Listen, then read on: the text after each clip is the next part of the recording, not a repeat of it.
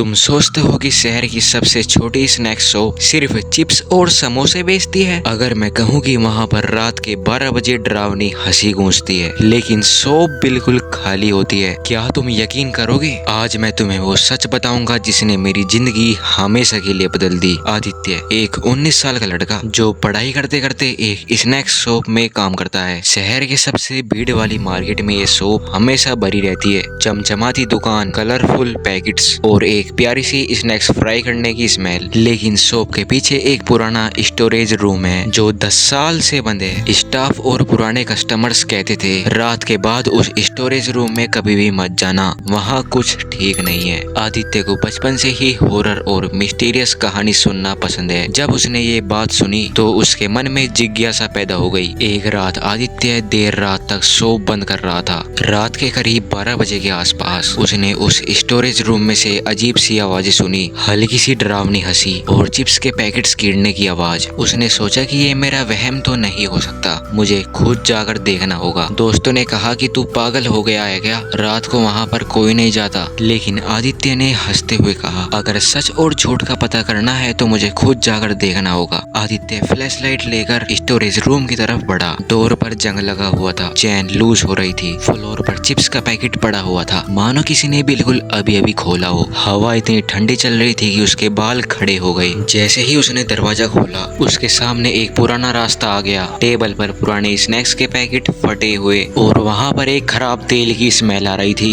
और वहाँ की दीवारों पर अजीब से दाग लगे हुए थे, शायद ऑयल या कुछ और। आदित्य धीरे धीरे आगे बढ़ रहा था, तभी उसके कानों में अचानक आवाज आई, तुम यहाँ क्यों आए हो? कुछ पैकेट्स अपने आप गिरने लगे, शेल्फ की बोतल्स झुकने लगी। हवा की वजह से ये बहुत सामान्य चीज थी। जैसे ही वो धीरे धीरे आगे चल रहा था, उसने एक डरावनी परछाई देखी। उसके लंबे लंबे बाल और चमकती आंखें वो धीरे धीरे उसके पास बढ़ रही थी। आदित्य बहुत डर गया, लेकिन जिज्ञासा ने उसे आगे बढ़ाया। आदित्य ने देखा कि शेल्फ पर एक पुरानी डायरी पड़ी हुई है। उसने डायरी पढ़ी तो उसमें लिखा था, मेरा नाम सोना है, मैं इस शॉप की ओनर हूँ और सिर्फ लालच के कारण मैं मौत का कारण बन गई। मैंने शॉप में नकली किताबें बेचकर पैसे कमाए। उन्होंने मुझे इस स्टोरेज रूम में हमेशा के लिए बंद कर दिया और मैंने वहाँ अपनी आखिरी सांस ली। अब मेरी आत्मा इस शॉप में कैद है। और वो परछाई धीरे धीरे सही दिखाई देने लगी। उसने चिल्लाकर कहा, मेरी मदद करो, सच सबके सामने ला, तभी मैं यहाँ से मुक्त हो पाऊंगी। आदित्य ने डिसाइड किया कि वो सच सबके सामने लाकर रहेगा। उसने कैमरा और फोन से रिकॉर्डिंग शुरू करी। शेल्फ और फ्लोर खुद ब खुद मूव हो रहे थे, स्नैक्स के पैकेट्स हवा में उड़ रहे थे और वो परछाई उसके आसपास घूम रही थी। आदित्य ने अपने कांपते हुए हाथों से डायरी और रिकॉर्डिंग कलेक्ट किया और वो चिल्ला चिल्ला कर कह रही थी, सच सबके सामने ला, तभी मैं मुक्त हो पाऊंगी। आदित्य ने शॉप के ओनर और मार्केट अथॉरिटी में दिखाया।